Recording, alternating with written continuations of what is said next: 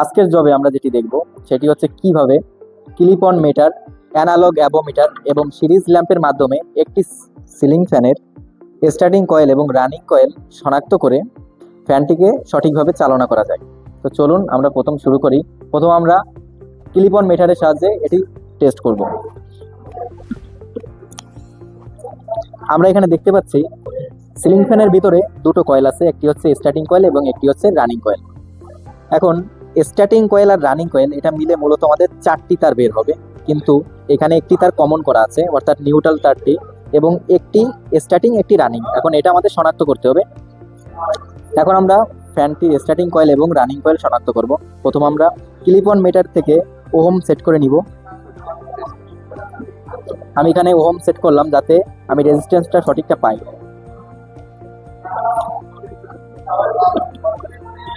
এখন আমি এক প্রান্তকে ফ্যানের এক তারের প্রান্তে রাখলাম এবং অন্যটি দিয়ে দেখবো যে এখানে কত রেজিস্ট্যান্স দেখায়। যেটাই আমার রেজিস্ট্যান্স বেশি থাকবে ওইটা আমার স্টার্টিং কয়েল, এবং যেটাই কম থাকবে সেটা হচ্ছে আমার রানিং কয়েল। আমি দুটো দেখছি যে কত আসে। এইখানে রেজিস্ট্যান্স দেখাচ্ছে 154। তো এটা আমরা মনে রাখবো, তাই আমি এখানে লিখে রাখলাম।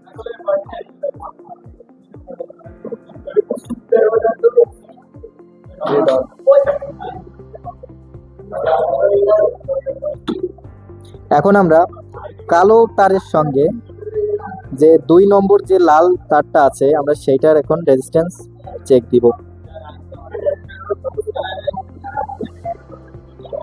আমরা এখানে দেখতে পাচ্ছি 182 রেজিস্ট্যান্স আসতেছে। তো এটা আমরা লিখে নিব।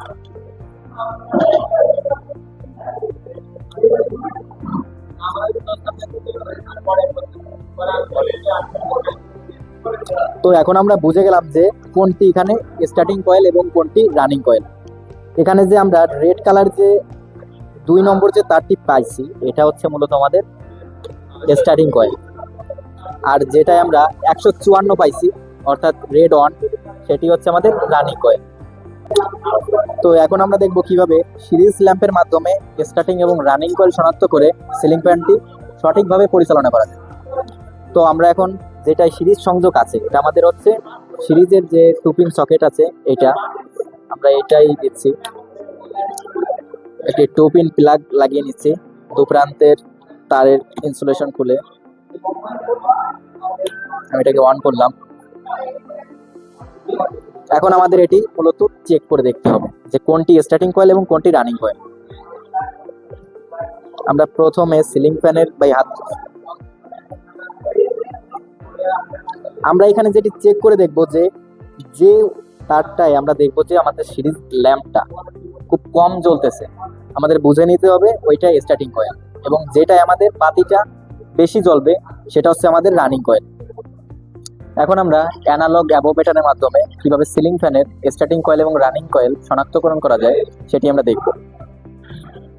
প্রথমে যে কাজটি করতে হবে অ্যাবোমিটারটিকে ওহমের ঘরে সিলেক্ট করতে হবে। আমরা এটাকে ওহমে সিলেক্ট করে দিলাম। আমরা দেখতে পাচ্ছি ভাই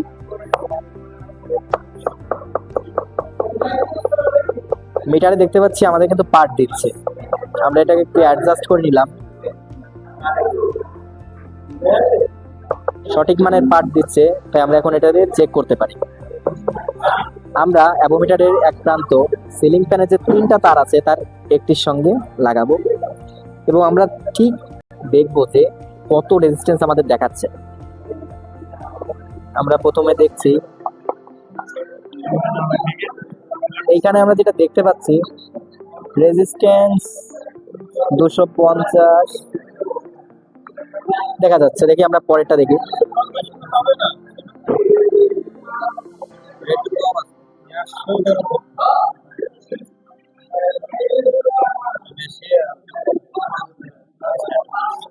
আমরা যেটা দেখতে পেলাম এখানে হলুদ রঙের যে তারটি আছে এটা রেজিস্ট্যান্স কম দেখাচ্ছে এবং এই লাল তারটির রেজিস্ট্যান্স বেশি দেখাচ্ছে।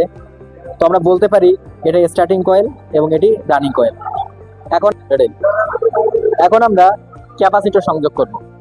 আমরা দেখতে পাচ্ছি ক্যাপাসিটরের 2 প্রান্ত আছে, এখন এটাকে আমাদের স্টার্টিং কয়েল এবং রানিং কয়েলের সাথে সংযুক্ত করতে হবে। আমরা যেহেতু পরীক্ষার মাধ্যমে পেয়ে গেছি যে লাল কালার যে তারটি আছে এটা হচ্ছে আমাদের স্টার্টিং কয়েল, আর হলুদ তারটি রানিং কয়েল। তো যখন আমরা ক্যাপাসিটরটি সংযোগ করব তখন আমরা একটা বিষয় খেয়াল রাখবো, ক্যাপাসিটরের যে দুটো তার আছে এটা কিন্তু ক্যাপাসিটরের পাশেই আছে। এখন যে পাশের দিকে তারটি আছে ওটা আমাদের নিজের দিকে ধরবো, ঠিক একইভাবে আমরা এখন এটা সংযোগ দিব। আমরা ক্যাপাসিটরের সাথে স্টার্টিং কয়েল এবং রানিং কয়েলটিকে সংযোগ দিলাম।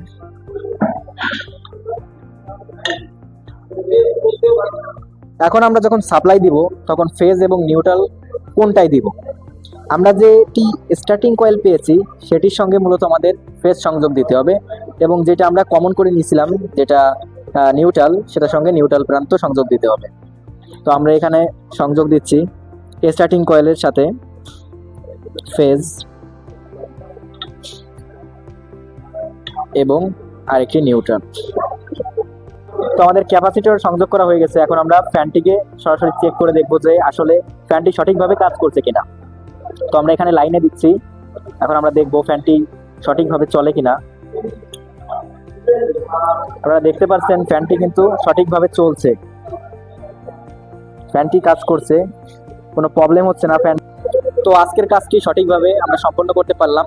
আমরা দেখলাম যে ফ্যানটি কিভাবে সংযোগ করতে হয় এবং ফ্যানটি কিভাবে সঠিকভাবে কাজ করতে পারে।